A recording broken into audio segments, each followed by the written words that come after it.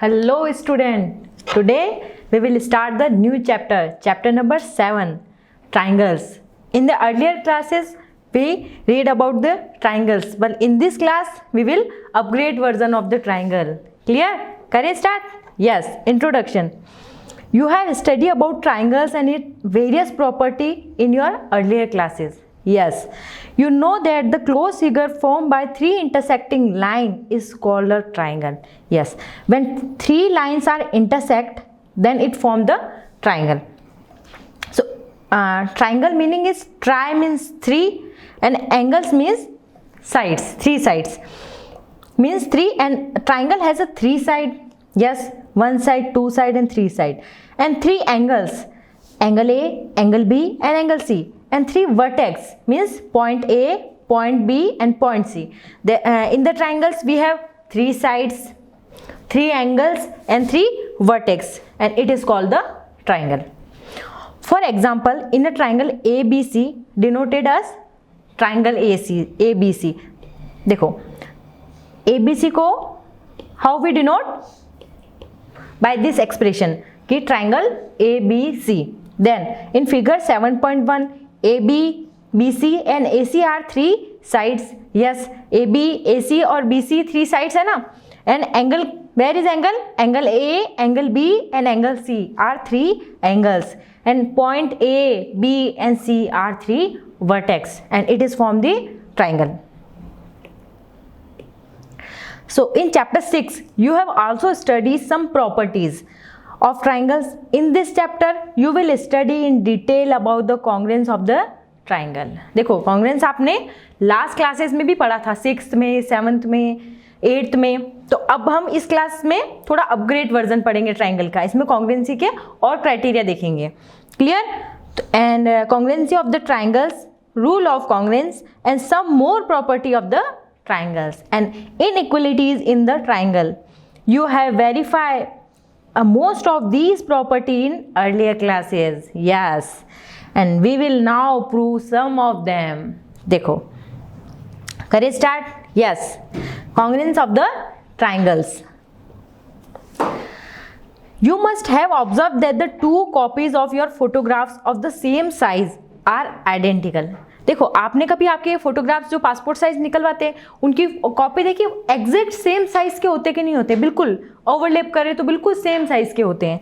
Then two bangles of the same size, अपनी mummy की bangles होती है ना, तो बिल्कुल जो आइडेंटिकल, अगर दोनों सेम साइज की होगी तो वो कॉन्ग्रुएंस होगी. And then two ATM card issue by the same bank are identical. मतलब एटीएम कार्ड होते हैं ना सेम बैंक के, इशू ऐसे नहीं कि अलग अलग बैंक के, सेम बैंक के आप देखना बिल्कुल आइडेंटिकल होते हैं, बिल्कुल same and are identical. You may recall that on placing a 1 rupees coin on another minted in the same year that cover each other completely. Sorry, देखो जैसे आपने 1 rupees का कॉइन देखा होगा जो, और वो बिल्कुल सेम ईयर में मैन्युफैक्चर होना चाहिए. ऐसे नहीं कि आप एक पुराना 1 ईयर का कॉइन ले रहे हो और एक अभी का ले रहे हो, नहीं. जो बिल्कुल, क्योंकि पहले क्या थोड़े बड़े आते थे और अब थोड़े छोटी साइज के आते हैं, तो जो सेम ईयर में मैन्युफैक्चर है वो आप देखोगे तो बिल्कुल ओवरलैप करोगे तो बिल्कुल सेम साइज में आएंगे, तो वो भी कॉन्ग्रुएंस का एग्जांपल है. तो do you remember that such figures are called, indeed they are called the congruent figures. Congruence means equal in all respects or figures whose shapes or size are both the same. मतलब size और shape उसकी exact same होनी चाहिए तभी वो congruent होंगे. मतलब अगर मैं दो चीज़ों को एग्जैक्ट एक दूसरे के ऊपर ओवरलैप कर रही हूँ ना, तो आपको बिल्कुल एग्जैक्ट साइज और शेप सेम होने चाहिए तो ही वो कॉन्ग्रुएंस होंगे. अब समझ में आया क्लियर कि कॉन्ग्रुएंस का मीनिंग क्या है? अब हम आगे और करेंगे तो आपको अच्छे से क्राइटेरिया समझ में आ जाएगा. Now draw two circles of the same radius and place on one on the other. What do you observe? They cover each other completely and we call them as congruent circles. देखो, अब जैसे repeat this activity by placing one square on the other with the side on the same measure. देखो, ये कोई एक मेरा square है और सेम एज इट इज मैंने एक स्क्वायर और लिया, देन फर्स्ट को सेकंड वन पे ओवरलैप किया, तो व्हाट यू सी, आप क्या मेजर किया आपने कि बिल्कुल एक दूसरे के ऊपर ओवरलैप हो गए, हमको कोई स्पेस या कोई उसका एज या कोई साइड उसकी बाहर की तरफ नहीं दिखी, बिल्कुल उसके ऊपर ओवरलैप हो गए, देन हम कह सकते हैं कि these square are congruent to each other. Clear? देखो, और बाय टू इक्विलेटरल ट्राइंगल्स और of equal sides on the each other you will observe that the square are congruent to each other and so are the equilateral triangle। और देखो ये तो हमारा square का example था। अब जो इक्विलेटरल ट्राइंगल होते हैं मीन्स जिसकी तीनों साइड्स इक्वल होती है, all three sides are equal, is called the equilateral triangle. ये है तीनों साइड्स इक्वल है, तो अगर कोई सेम साइड का इक्विलेटरल ट्राइंगल में उसी साइड का इक्विलेटरल ट्राइंगल के ऊपर ओवरलैप करती हूँ तो बिल्कुल कॉन्ग्रुएंट होंगे, वो बिल्कुल ओवरलैप करेंगे, तो ये भी कॉन्ग्रुएंसी का एग्जांपल है। और you may wonder why we are studying congruence, you all must have seen the ice tray in your refrigerator. आपने आइस ट्रे देखी आपके रेफ्रिजरेटर में, जिसमें सेम ब्लॉक होते हैं, वो वाली है। जैसे उसमें अलग अलग ब्लॉक्स भी होते हैं, लेकिन जो सेम ब्लॉक्स वाली साइड देखना आप, तो बिल्कुल उसके जो स्क्वायर या उसके जो वो होते हैं ना, जो शेप्स होती है वो बिल्कुल एग्जैक्ट एक जैसी होती है। बिल्कुल आपने देखा, अगर सर्कल शेप में है तो सर्कल ही होगी, ट्राइंगल है तो ट्राइंगल ही होगी, स्क्वायर है तो सारी स्क्वायर होगी, तो वो भी it is a example of congruency. और ये जो कॉन्ग्रुएंसी का अपन यूज़ है ना बहुत जगह करते हैं, क्योंकि अपन को बहुत सारी कोई चीज़ें एक जैसी बनानी है बिल्कुल, तो हम इस टेक्निक का यूज़ कर सकते हैं। जैसे बिस्किट्स हैं, बिस्किट्स का पैकेट आपने देखा होगा, तो उसमें सारे जो बिस्किट्स होते हैं ना वो सेम साइज के होते हैं, बिल्कुल एग्जैक्ट। आपने देखे होंगे जो पार्ले जी या कोई सा भी बिस्किट, तो आप देखना उसमें बिल्कुल एग्जैक्ट सेम शेप में होते हैं, तो वो भी एग्जांपल है कॉन्ग्रुएंसी का। ब्लेड्स देखिए आपने, जो शेविंग ब्लेड्स होती है वो उनकी साइज देखना आप, एक ही पैकेट की सारी ब्लेड्स आप बाहर निकाल के देखोगे ना बिल्कुल एग्जैक्ट सेम शेप की होगी, तो ये भी एग्जाम्पल है कॉन्ग्रुएंसी का। तो इसका हम यूज आगे बहुत सारी टेक्निक्स में कर सकते हैं, बट इस चैप्टर में हम सिर्फ ट्राइंगल की कॉन्ग्रुएंसी के बारे में इसमें फर्दर रीड करेंगे एंड क्वेश्चन सॉल्व करेंगे। करें start. Observe that the mould form making ice are all congruent. Yes, जब अपन आइसक्रीम जो फॉर्म करते हैं या अपन घर पे बनाते हैं, तो उसमें आपने देखा होगा मोल्ड जो सांचे आते हैं वो बिल्कुल सेम शेप के होते हैं ना, फिर अपन उसमें करते हैं और देन अपनी आइसक्रीम फॉर्म होती है, तो वो भी एग्जांपल है कॉन्ग्रुएंसी का। And the cast use for moulding the tray also has a congruent depressions में be all the rectangle and circles and triangles. Yes, ये कॉन्ग्रुएंसी का एग्जाम्पल है। So whenever identical object have to be produced, the concept of congruence is used to making the cast। Clear? अब आप, क्योंकि देखो आप जो भी पढ़ रहे हो आपको पता होना चाहिए कि इसका यूज कहाँ है, प्रैक्टिकल यूज हम कहाँ कर रहे हैं। हर चीज का मतलब पढ़ने का और उसका यूज ये होता है कि हम कहीं ना कहीं उसको अप्लाई करेंगे। तो देखो कॉन्ग्रुएंसी का यूज भी बहुत जगह होता है, इंडस्ट्री में या हर जगह, अपने डेली लाइफ में भी हम इसका यूज करते हैं, बट इस चैप्टर में हम ट्राइंगल के बारे में आगे फर्दर डिस्कस करेंगे। तो some time you may feel it difficult to replace the refill in your pen by a new one, and this is so when your new refill is not the same size as when you want to remove। Okay, जैसे आपके pen की refill है, ball pen होते हैं, उसमें अगर आपको refill change करनी है, अगर वो पहले वाली रिफिल फिनिश हो गई तो आप नई रिफिल लाएंगे और उसमें रिफिल करेंगे, लेकिन अगर वो सेम साइज की ना हो देन क्या होगा, या तो वो उसमें आएगी ही नहीं या वो उसमें छोटी पड़ेगी। तो इसीलिए जो आपके पास रिफिल थी पहले, उसको जिसको आप रिप्लेस करिए वो सेम साइज की होनी चाहिए, तो ही आप सेम रिफिल रिप्लेस कर पाएंगे। अगर आपने थोड़ी सी बड़ी या छोटी ले ली तो वो रिप्लेस नहीं होगी। So it is also example of congruency। Obviously, if the two refills are identical and congruent, the new refill fits। So, you can find numerous examples where congruence of object is applied in the daily life situations। और भी आप example देख सकते हो जो आप अपनी daily life में देखते हो, इसके एग्जाम्पल। क्लियर? तो can you think some more example of congruent figure? आप और एग्जाम्पल्स बता सकते हैं? तो आप बताइए, वीडियो को पॉज कीजिए और आप खुद से 10 एग्जाम्पल्स लिखिए खुद से, जो आपको लगता है कि ये कॉन्ग्रुएंट है। जैसे कोई भी लिख सकते हो, बिस्किट का लिख सकते हो, ब्लेड्स का लिख सकते हो, या कोई से भी, ऐसे आप 10 एग्जाम्पल्स लिखिए। आप कोई भी बोल सकते हो कि मैंने 2 स्क्वायर बनाए सेम रेडियस के, तो वो भी कॉन्ग्रुएंट है, या कोई भी स्क्वायर है, रेक्टेंगल है, या जो भी आपने बनाए, तो वो भी आप एग्जाम्पल दे सकते हो। अब देखो ये फिगर 7.3 है। Now which of the following figures are not congruent to square in the figure 7.3 का फर्स्ट है। देखो अब सारी इमेज को आप देखो, first image, second image, third image and fourth image. अब आपको कौन सी image congruent to each other लग रही है एंड देन कौन सी नहीं है। फर्स्ट वाली देखो, सेकंड उससे थोड़ी बड़ी है, then third this one and fourth this one. तो आप ये बोलोगे कि मुझे तो फर्स्ट वाली एंड फोर्थ वन ये दोनों मुझे इक्वल लग रही है, उसके अलावा रिमेनिंग जो टू है वो मुझे इक्वल नहीं लग रही है। Then yes you are right, तो image first and fourth are congruent to each other but second and third are not. तो a large square figure 7.3 second and third are obviously not congruent to the one in the figure 1, yes, but the square 7.3 का fourth is a congruence to the one given in figure 7.3 first, clear? जो first और fourth है वही congruent है, then second and third नहीं है।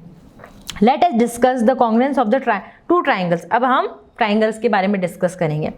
You already know that two triangles are congruent if the sides of and angles of the triangles are equal to the corresponding sides and angles to the other triangle। Okay, देखो आप two triangles को congruence कब बोल सकते हो, जब उसकी each side और एंगल्स दूसरे ट्राइंगल की ईच साइड और एंगल के कॉन्ग्रुएंस हो। देखो ये कोई मेरा एक ट्राइंगल है, ये कोई मेरा सेकंड है।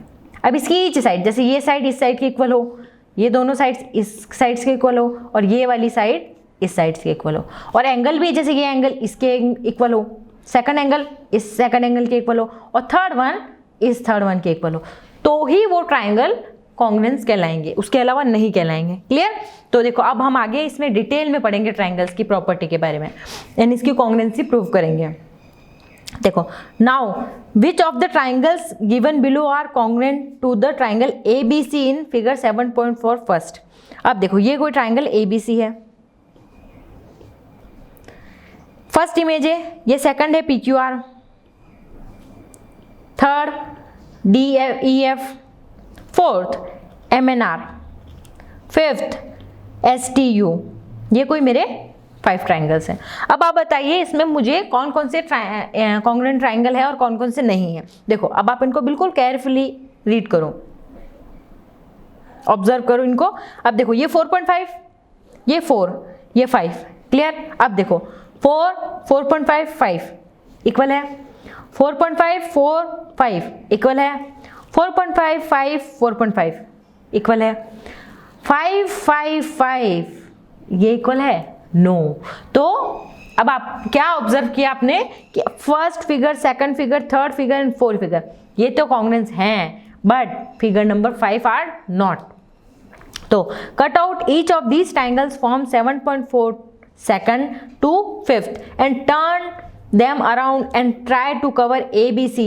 Observe that the triangle in figure 7.4 second, third and fourth are congruent to ABC while TSU of the figure 5th is not the congruence of ABC। देखो इसको आप चाहे प्रैक्टिकल से भी कर सकते हो, आप ये इमेज पेपर पे बना लो, देन उसको कट आउट कर लो और उसके बाद में आप कॉपी में जैसे आपस में ये 5 इमेज हो गई आपने कट कर ली, उसके ऊपर ओवरलैप करो।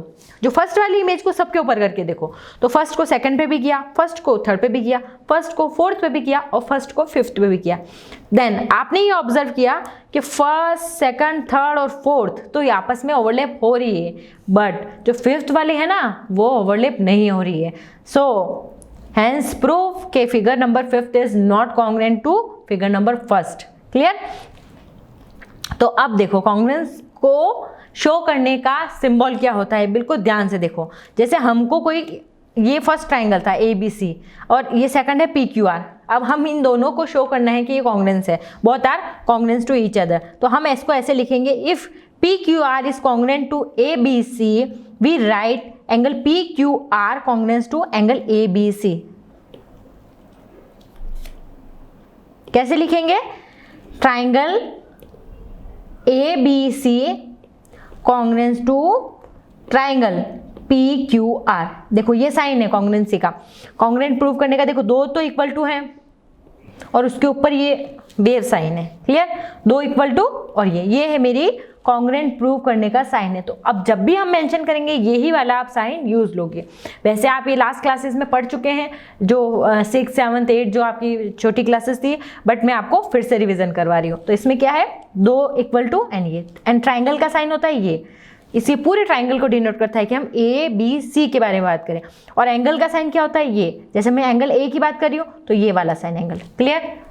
ये वाले मैं आगे चैप्टर में यूज करने वाली हूँ, इसलिए मैं आपको रिवीजन करवा रही हूँ। तो देखो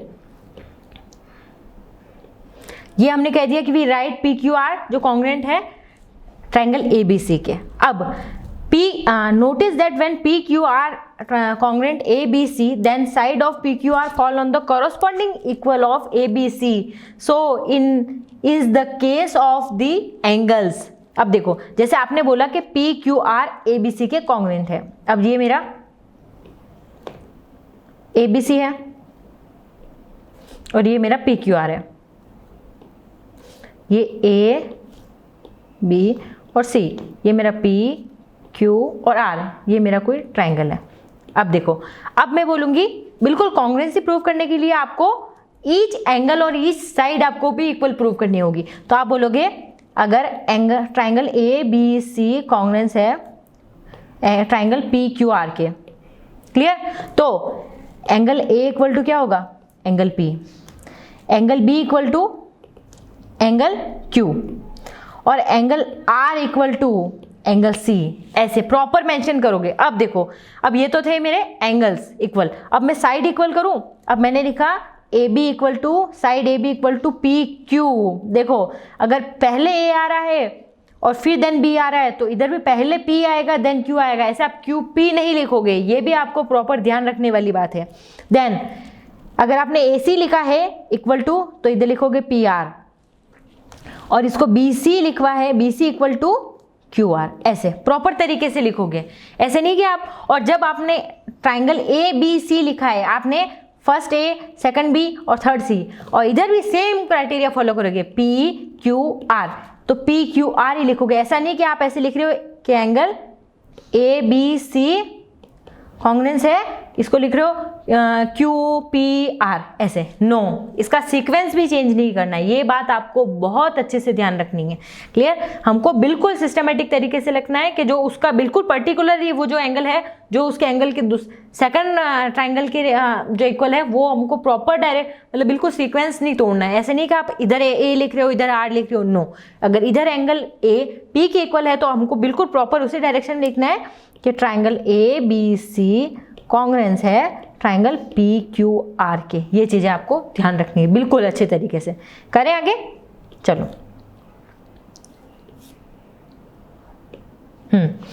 तो notice that when P Q are congruent to ABC, then side of PQR fall on the corresponding equal side of ABC। मतलब जो हर वो साइड जो AB की है वो PQ के ऊपर बिल्कुल फॉल बिल्कुल कॉरस्पॉन्डिंगली करेगी। ऐसे नहीं है कि वो उसके ऊपर बिल्कुल एग्जैक्ट मैच होगी उसके ऊपर।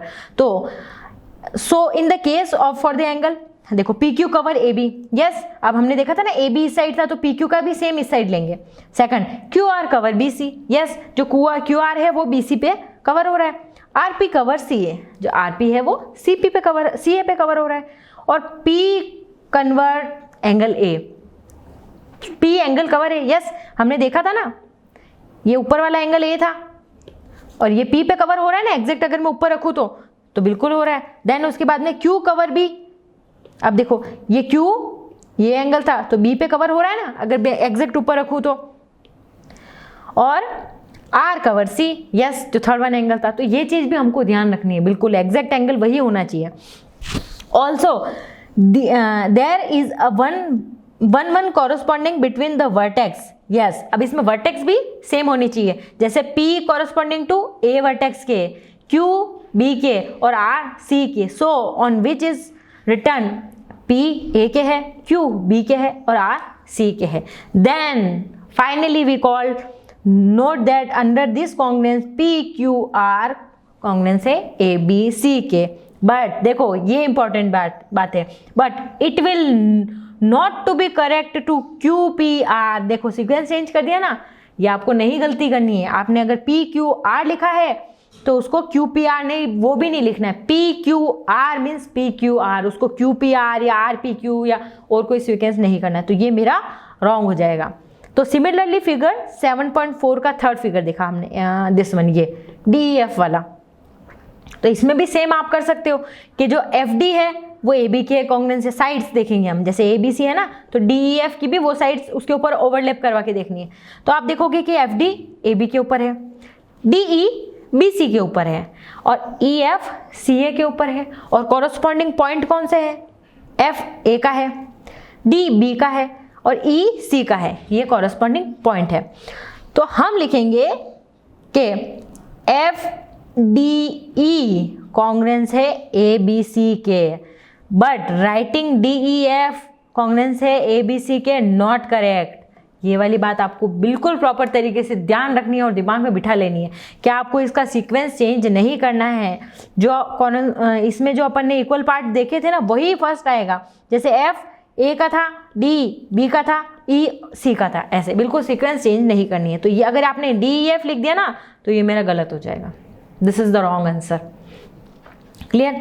Give the correspondence between the triangle figure 7.4 का फोर्थ, यस आप कर सकते हो, टू ABC, आप खुद से ट्राई करो ये। Then so it is necessary to write the correspondings of vertex correctly for writing the congruence of the triangle in symbolic form। देखो स्पेशली मेंशन है कि आपको इसका सीक्वेंस चेंज नहीं करना है और करेक्ट वे में लिखना है। आपने थोड़ा सा भी उल्टा CA की जगह AC लिख दिया, या फिर पहले P को A के सीक्वेंस बता दिया, या वो कुछ भी आपने चेंज कर दिया, तो वो आपका क्वेश्चन गलत माना जाएगा। क्लियर? तो अब ये बहुत इंपॉर्टेंट बात है, ये इसको आप नोट कर लो और या फिर हाईलाइट कर लो। Note that the congruent triangles corresponding parts are equal and we write in short the CPCT corresponding parts of congruent triangles। ये आपको बिल्कुल वेरी इंपॉर्टेंट है, ठीक है, वेरी इंपॉर्टेंट, क्योंकि ये वाली जो प्रॉपर्टी हम आगे आने वाले सारे क्वेश्चन में यूज करेंगे। अगर फर्स्ट ऑफ ऑल कोई दो ट्राइंगल हैं, उनकी कॉन्ग्रुएंसी प्रूव हो जाती है, देन उनके जो रिमेनिंग पार्ट होंगे ना वो भी कॉन्ग्रुएंट होंगे, तो हम डायरेक्ट मेंशन कर देंगे कि bye the CPCT rule. Clear? तो ये आप बिल्कुल अच्छे से हाईलाइट कर लो और इसको याद कर लो, क्योंकि आगे हम यही प्रॉपर्टी यूज लेने वाले हैं। क्लियर? वापस बताऊं एक बार, जैसे आपने दो ट्राइंगल की कॉन्ग्रुएंसी प्रूव कर ली, कोई भी, जैसे हमने हम लास्ट क्लासेस में पढ़ा था ना कि साइड कॉन्ग्रुएंस रूल, या दो साइड एंगल साइड या angle side angle congruency rule, जो भी है, देन उसके बाद में जो रिमेनिंग उसके एंगल और उसकी साइड्स है ना, उसको कॉन्ग्रुएंस हम उसको इक्वल प्रूव कैसे करेंगे हम? By the CPCT rule. Clear? क्योंकि note that in the congruent triangle corresponding parts are equal and we write in short CPCT for the corresponding part of the triangles. आपने अच्छे से रट ली ना, इस चीज को अच्छे से लर्न कर ली। चले आगे, क्योंकि बाद में मैं आपसे पूछने वाली हूँ कि कौन सा रूल था वो, बताओ CPCT, तो आपको फिर बताना पड़ेगा कि corresponding part of the congruent triangle, और जिसको शॉर्ट में अपन लिखेंगे CPCT। अब जब नेक्स्ट टाइम मैं आपसे पूछूंगी ना मैं कौन सा रूल था, तो आप बोलेंगे कि मैम CPCT रूल। क्लियर? चले आगे। Criteria for congruence of the triangle. अब हम क्राइटेरिया बढ़ेंगे, जैसे हमने लास्ट क्लासेस में, आप ये देखो, ये आपका रिवीजन है, ये लास्ट क्लासेस में हम पढ़ चुके हैं कि side criteria, angle criteria, side angle side criteria, ये सारे हम देख चुके हैं। तो अब हम इसमें और थोड़ा सा, अब आप बड़े हो गए हो तो थोड़ा सा अपग्रेड वर्जन पढ़ रहे हैं, ठीक है?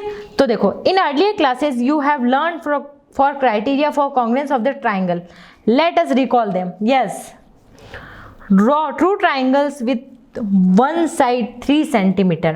As these triangle congruent, observe that they are not congruent। जैसे देखो, दो ट्राइंगल ही हमने, उसमें कोई एक साइड 3 सेंटीमीटर की है और रिमेनिंग हमको एक में 1.8 हो गई, एक में 2.4 हो गई। अब इसमें ये कोई दो साइड से और वो इक्वल है, वो हमको पता नहीं कि क्या है। तो अब बताओ ये कॉन्ग्रुएंट है कि नहीं है, आप बताओ। देखो, कॉन्ग्रुएंसी का क्राइटेरिया क्या पढ़ा था हमने, उसकी तीनों साइड्स, इसकी तीनों साइड्स के इक्वल होनी चाहिए। मतलब दो ट्राइंगल हैं, कॉन्ग्रुएंसी हम पढ़ क्यों रहे थे?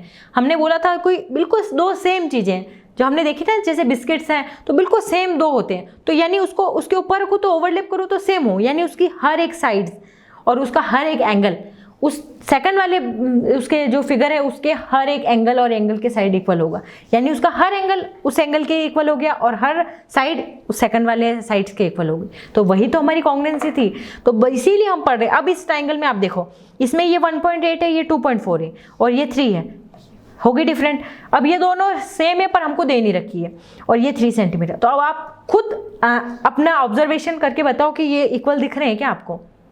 नहीं दिख रहे ना? ऑनेस्टली बताओ, नहीं है ना? क्योंकि देखो आपको खुद ही बोल दो कि नहीं मैम ये तो मेरे इक्वल नहीं है, कॉन्ग्रुएंसी क्राइटेरिया फॉलो नहीं करते। Yes, good. अब देखो, now draw 2 triangles with one side 4 centimetre है, एंगल 50 डिग्री। आप देखो, अब आपने क्या किया, मैंने आपको, चलो मैंने कहा ठीक है आपने इसका आंसर बहुत अच्छे से दिया, वेरी गुड। अब एक बात बताओ, मैंने कोई फिगर 7.6 है, ये देखो मैंने आपको कहा एक साइड बनाओ 5 सेंटीमीटर, ठीक है आपने बना दिया, होशियार बच्चे हो। फिर मैंने कहा चलो एक एंगल बनाओ 50 डिग्री, अभी भी आपने बना दिया, होशियार बच्चे हो। चलो ठीक है, अब मुझे बताओ ये दोनों ट्राइंगल कॉन्ग्रुएंट होंगे कि नहीं होंगे? आप कहोगे मैडम कैसे होंगे, क्योंकि देखो मैंने तो 50 डिग्री बनाया, अब ये आर्म में कहीं तक भी ले जा सकती हूँ ना, जैसे मैं इसको यहीं पे एंड कर देती तो ये यहाँ मिलता, यहाँ पे एंड करती तो यहाँ मिलता, अब मैं यहाँ पे एंड कर देती तो यहाँ मिलता।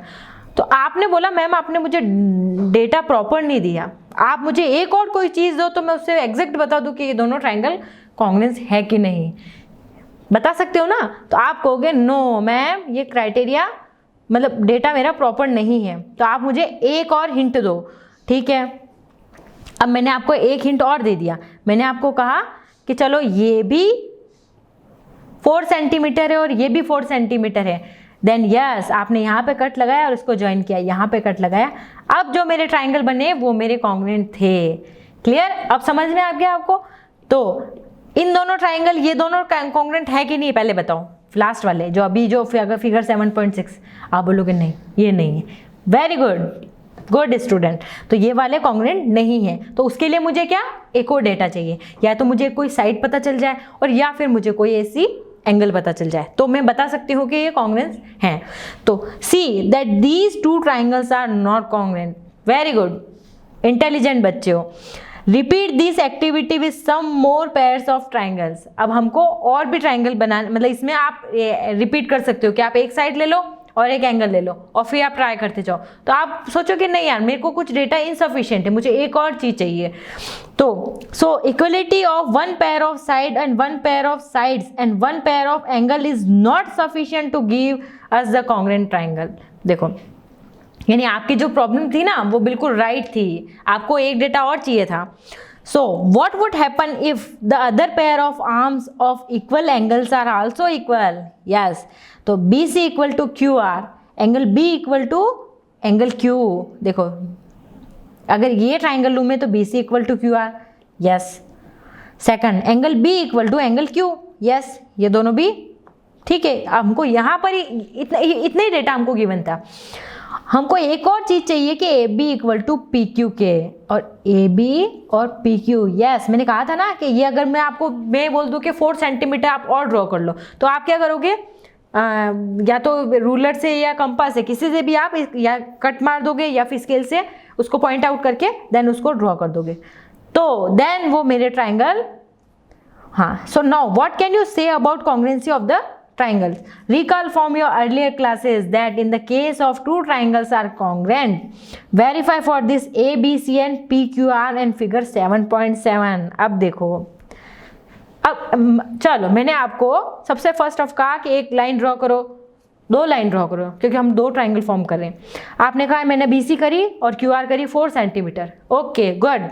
अब करो एक एंगल फॉर्म करो 50 डिग्री, ठीक है, मैंने लिया D और एंगल फॉर्म कर दिया 50 डिग्री, वेरी गुड। अब एक काम करो, Q से 2 सेंटीमीटर कट मारो, आपने 2 सेंटीमीटर कट, देन उसको A को C से मिलाया और P को R से मिलाया। अब मुझे बताओ कि ये कॉन्ग्रुएंट है कि नहीं है। अब एक काम करो, अगर आपको फिर भी समझ नहीं आता तो आपने जो बनाया ना उसको कट कर लो दोनों को और आपस में उसको ओवरलैप करवाओ, फिर आप देखना कि कोई कोना या कोई उसका एंगल निकल रहा है क्या बाहर तिकोना। अगर बिल्कुल एग्जैक्ट उसके ऊपर ओवरलैप हो रहे हैं तो वो कॉन्ग्रुएंस है, और अगर कोना निकल रहा है या हल्का सा कोई साइड्स बाहर आ रही है तो वो यानी वो कॉन्ग्रुएंट नहीं है।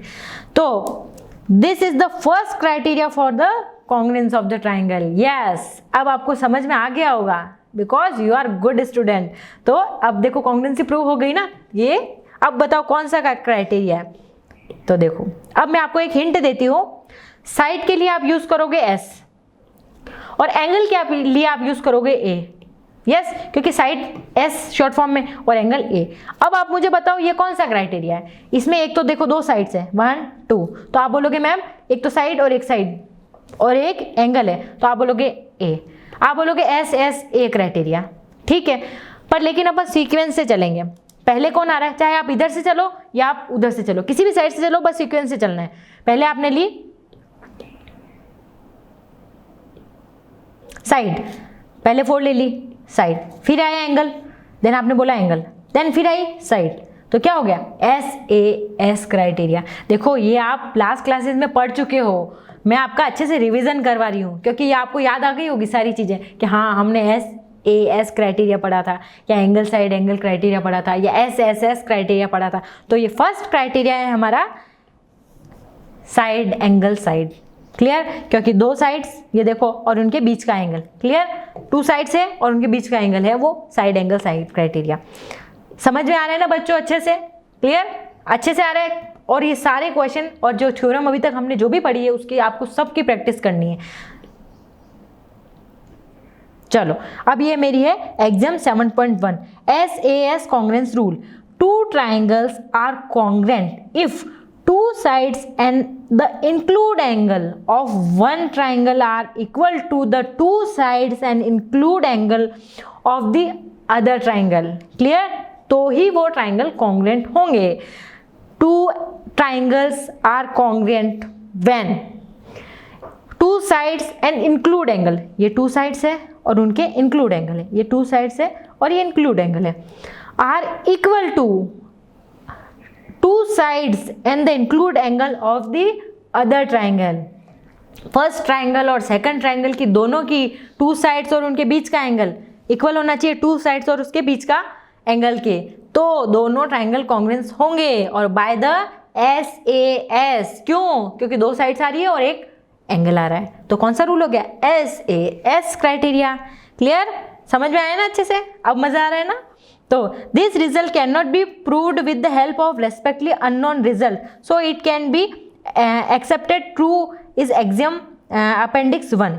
Late us now take some examples. अब देखो इसमें एग्जाम्पल्स करेंगे ना तो आपको अच्छे से समझ में आएगा। करें start. Example 1 in figure 7.8 OA equal to OB। देखो सबसे पहले क्वेश्चन देखो उसमें गिवन क्या क्या है, सबसे पहले वो देखो, देन उसके बाद में हमको निकालना क्या है। चाहे आपको क्वेश्चन 2 बार पढ़ना पड़े आप पढ़ो, कोई दिक्कत नहीं, क्योंकि क्वेश्चन 2 बार पढ़ने में जितने नुकसान नहीं है जितना गलत होने में बहुत नुकसान है, इसलिए 2 बार पढ़ लो। तो हमने पढ़ा फिगर 7.8 ये रहा, OA इक्वल टू OB है first one, OD equal to OC है, ये OD OC के इक्वल है। क्लियर, शो दैट, अब हमको शो क्या करना है, ODC ये वाला, सॉरी AOD ये वाला ट्राइंगल, और सेकंड है BOC ये वाला ट्राइंगल, ये दोनों ट्राइंगल है, ये हमको कॉन्ग्रुएंस प्रूव करने हैं। और सेकंड AD पैरेलल है BC के, ये दोनों लाइन पैरेलल है कि नहीं ये हमको प्रूव करनी है। क्लियर, तो देखो पैरेलल के लिए मैं आपको एक हिंट देती हूँ, हमने अभी लास्ट चैप्टर में पढ़ा था 2 लाइन्स पैरेलल कब होती है। आप बोलोगे जब उसमें अल्टरनेट एंगल और कॉरस्पॉन्डिंग एंगल इक्वल होंगे। Yes you are right. तो अगर मैं C angle equal to D angle कर दूं या B angle equal to A angle कर दूं तो वो कॉन्ग्रुएंस होंगे कि नहीं, सॉरी वो पैरेलल होगी कि नहीं होगी लाइन, बिल्कुल होगी। तो फर्स्ट ऑफ ऑल तो मैं वो कॉन्ग्रुएंस प्रूव करती हूँ। फर्स्ट मैंने लिया ट्राइंगल AOD और ट्राइंगल BOC, 2 ले लिया, ये वाला और ये वाला। देखो ये अपना एग्जाम्पल इस चैप्टर का फर्स्ट एग्जाम्पल है। तो सबसे पहले मैं आपको करने का तरीका बताती हूँ। सबसे पहले आपको क्वेश्चन पढ़ना है 2 बार, उसके बाद में आपको डायग्राम बनाना है। चाहे डायग्राम बना हो या बहुत सारे क्वेश्चन में गिवन नहीं होता है तो उसमें तो आपको बनाना ही है। तो सबसे पहले डायग्राम बनाओ, देन उसके बाद में लिखो गिवन क्या क्या है। ये लिखा, you may observe that AOD and BOC। बिल्कुल प्रॉपर तरीके से लिखना है, क्योंकि ये जो चैप्टर्स है ना, इसमें बस आपको जो है आपके लिखने का तरीका क्या है उसी के मार्क्स हैं, क्योंकि आप सिस्टमेटिक प्रॉपर लिखोगे ना तो ही आपके बिल्कुल एग्जैक्ट क्वेश्चन सही होगा, कोई एक मार्क्स नहीं काट सकता। तो देखो OA equal to OB, OA equal to OB है, दोनों इक्वल है। Second OD equal to OC, OD equal to OC। देखो ये तो हमको गिवन था, देखो ना ऊपर क्वेश्चन में। देन अब एक चीज और मैं क्या इक्वल बता सकती हूँ, क्योंकि कॉन्ग्रुएंसी क्राइटेरिया के लिए मुझे 3 चीजें पता होनी चाहिए। 3 कोई भी, या तो 2 साइड्स पता हो या 2 एंगल्स पता हो। लेकिन अभी तक हमने कौन सा क्राइटेरिया पढ़ा था? Side angle side criteria, 2 sides और एंगल, वो वाला क्राइटेरिया हमने पढ़ा था। तो ये 2 साइड्स हो गई। अब देखो इन साइड को आप एक बार देखो, ये लाइन देखो AB और CD, ये एक दूसरे को इंटरसेक्ट कर रही है ना क्रॉस में। और we already learn that if 2 lines are intersecting each other then the vertical opposite angle is are always equal. तो देखो ये एंगल और ये एंगल इक्वल होगा ना, क्योंकि दोनों वर्टिकल अपोजिट एंगल है। Yes you are right. तो AOD and BOC from the pair of vertical opposite angle, तो मैं क्या लिखूंगी? AOD angle equal to BOC। अब एक और चीज इंपॉर्टेंट मैं आपको बताना चाहती हूँ। देखो आपने, अब आप बोलोगे मैडम मैं तो इसमें सिर्फ O भी तो लिख सकता था, तो भी तो मेरा सही था। नो देखो इसमें देखो O एंगल पे देखो तो आप कितने एंगल फॉर्म हो रहे, 1 2 3 4। तो आप पर्टिकुलरली किस एंगल के बारे में मेंशन कर रहे हो ना, तो वो आपको लिखना जरूरी है। तो आपने लिखा एंगल AOD, यानी A से स्टार्ट होके D पे खत्म हो रहा है। देखो AOD, ये O एंगल की बात करें, यानी जो बीच में होता है ना, हम उस एंगल की बात करें। लेकिन उसको स्टार्ट करना और एंड करना भी बहुत जरूरी है कि एंगल कहाँ से फॉर्म हुआ और कहाँ पे फिनिश हुआ। तो उसकी आर्म्स होती है, जैसे AOD और हम एंगल O की बात करें। अब BOC, और देखो एंगल का साइन होता है ये, और जब हमको ट्राइंगल के बारे में बोलता है तो हम बोलते हैं ट्राइंगल ऐसे। क्लियर? ये बहुत बारीक चीजें हैं और आपको ध्यान रखने वाली चीजें, इसीलिए मैं आपको प्रॉपर पॉइंट आउट करके बता रही हूँ। तो आपने लिखा AOD equal to angle BOC। Then अब 3 क्राइटेरिया आ गए, 2 तो हो गई साइड और 1 हो गया एंगल। तो कौन सा criteria? Side angle side criteria से AOD कॉन्ग्रुएंट है BOC के। क्लियर? अब सेकंड पार्ट हमको क्या प्रूव करना था? फर्स्ट तो हो गया कॉन्ग्रुएंसी, सेकंड AD पैरेलल है BC के, ये हमको प्रूव करना है। तो चलो, in congruence triangle AOD and BOC the other corresponding part are also equal. Yes, CPCT rule हमने पढ़ा था ना अभी, कि हम बोल सकते हैं कि अगर ये दोनों ट्राइंगल कॉन्ग्रुएंस प्रूव हो गए तो उसके रिमेनिंग साइड्स और रिमेनिंग एंगल भी इक्वल होंगे। देन मैं कह सकती हूँ C इक्वल टू D और A इक्वल टू B, हो सकता है ना? तो yes, then AOD equal to AOB, angle A और B इक्वल हैं। Then this form a pair of alternate angle for line segment AD and BC, then hence prove AD parallel to BC। Clear? समझ में आया आपको अच्छे से? एक बार वापस समझाऊं। देखो ये हमको कोई फिगर दे रखा था, उसमें हमको गिवन डेटा क्या क्या था? एक तो OA इक्वल टू OB था और दूसरा OD इक्वल टू OC था। 2 चीजें हमको दे रखी थी। अब हमको शो क्या करना था कि एंगल AOD कॉन्ग्रुएंस है एंगल ABOC के, और सेकंड AD पैरेलल है BC के, ये हमको शो करना था। फर्स्ट पहले तो हम कॉन्ग्रुएंसी प्रूव करते हैं। तो हमने 2 ट्राइंगल ले लिए, ये वाला और ये वाला। देन देखो इसमें 2 चीजें तो इक्वल है, गिवन ये हमको दे रखी थी। देन और एक चीज हमको पता है, थोड़ा हमारा दिमाग भी लगाया हमने, तो हमने कहा ये इक्वल टू ये है। अब कैसे? हर चीज की प्रूफ की जरूरत होती है ना, तो हमने बोला कि ये वर्टिकल अपोजिट एंगल है, इसलिए तो बस उसको जो आपको पता है ना वो मेंशन भी करो। ठीक है? आपने बोला वर्टिकल अपोजिट एंगल, तो आप लिखो भी कि हाँ ये वर्टिकल, ब्रैकेट में लिखो वर्टिकल अपोजिट एंगल। और ये दोनों आपको कैसे पता चले? हमने कहा गिवन है, बिल्कुल प्रॉपर आंसर देते हैं हम हर चीज का, तो हमने कहा गिवन है। तो बस आप फिर देन हम कह सकते हैं कि AOD और BOC कॉन्ग्रुएंस है बाय द SSS क्राइटेरिया। और अगर वो कॉन्ग्रुएंट है तो रिमेनिंग एंगल और रिमेनिंग साइड भी इक्वल होंगे। देन एंगल AOD और OBC के कॉन्ग्रेंस है दोनों, सॉरी इक्वल है दोनों, तो then this part then form a pair of alternate angles for line segment AD and BC, और AD और BC पैरेलल होंगे। क्लियर? चलो एग्जांपल नंबर 2 करते हैं।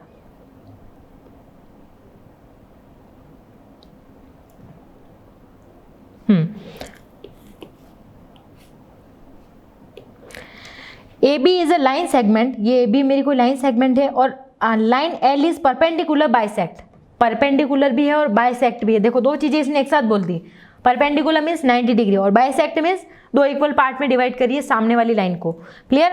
If a point P lies on L, अब जो पॉइंट P है वो L पे लाई कर रहा है, पॉइंट P वो L पे लाई कर रहा है, यस। हाँ, P is equidistance from A to B। अब हमको ये शो करना है कि जो P है वो इक्वी डिस्टेंस है AP और PB बराबर है कि नहीं, हमको ये शो करना है। तो देखो अगर फर्स्ट ऑफ ऑल हम इन दोनों ट्राइंगल को कॉन्ग्रुएंस प्रूव कर दें, देन उसके बाद में जो रिमेनिंग पार्ट भी इक्वल होंगे। तो पहले तो हम कॉन्ग्रुएंस स्टार्ट करते हैं। तो देखो line L perpendicular to AB and pass through C, yes, which is a mid point of AB। देखो आपको है ना लिखने में बिल्कुल कंजूसाई नहीं करनी है, आपको जितना पता है ना सब इंफॉर्मेशन लिख लो उस क्वेश्चन में, क्योंकि आपने लिखने में अगर कंजूसी करी ना तो जो एग्जामिनर है वो फिर मार्क्स देने में करेंगे। इसलिए आपको जो प्रॉपर जो भी आता है ना सारी चीज़ें मेंशन कर दो कि इस क्वेश्चन में गिवन है कि L परपेंडिकुलर टू AB है और C pass through the mid point of AB, ये भी लिखो। देन उसके बाद जो जो भी गिवन है सब लिखो बिल्कुल proper step by step. Then show, हमको क्या शो करना है कि PA PB के इक्वल है, तो AC इक्वल टू BC है, AC equal to BC, yes, because C is the mid point of AB। Then PAC angle equal to PCB, ये एंगल इसके इक्वल है, दोनों 90 डिग्री है। अब आपको कैसे पता? बिकॉज मैंने कहा था ना परपेंडिकुलर बाइसेक्टर, परपेंडिकुलर भी है और बाइसेक्ट भी है, यानी 90 डिग्री भी है और इक्वल भी है। और PC इक्वल टू PC, अब देखो ये PC तो दोनों में कॉमन है इसलिए हमने लिख दिया कॉमन। देन PCA कॉन्ग्रुएंट है PCB के, और कौन सा रूल? दो तो साइड्स, एक साइड दो साइड और एक एंगल, तो साइड एंगल साइड रूल से। और जब कॉन्ग्रुएंसी प्रूव हो गई तो बाय द CPCT रूल, देखो अभी हर जगह मेंशन करेंगे इसीलिए मैंने कहा था मोस्ट इंपॉर्टेंट है वो। तो PA equal to PB, then अगर ये दोनों ट्राइंगल कॉन्ग्रुएंस हो गए तो उसकी अदर साइड भी इक्वल होगी, तो PA equal to PB as they are corresponding side of the congruent triangle. Clear? अब ये हमको और दूसरे एग्जाम्पल्स हम नेक्स्ट वाली क्लास में करेंगे थ्योरम और एग्जाम्पल 7.1 के एक्सरसाइज के आंसर। क्लियर? ओके, तो आपको अभी तक जो भी हमने पढ़ा है उसकी सारे क्वेश्चन की आपको प्रैक्टिस, एग्जाम्पल्स या जो भी थ्योरी पढ़ी है ना उसकी सबकी आपको प्रैक्टिस करनी है। क्लियर? क्योंकि अभी जो 7.1 करेंगे ना उसमें सारा यही पार्ट पढ़ने वाले हैं हम, आगे वही क्वेश्चन देखने वाले हैं, तो आपको प्रैक्टिस मस्ट है। तो आप सारे क्वेश्चन की प्रैक्टिस करेंगे, देन अगले पार्ट में हम एग्जाम्पल 3 एंड 7.1 एक्सरसाइज करेंगे। ओके बच्चों? ओके।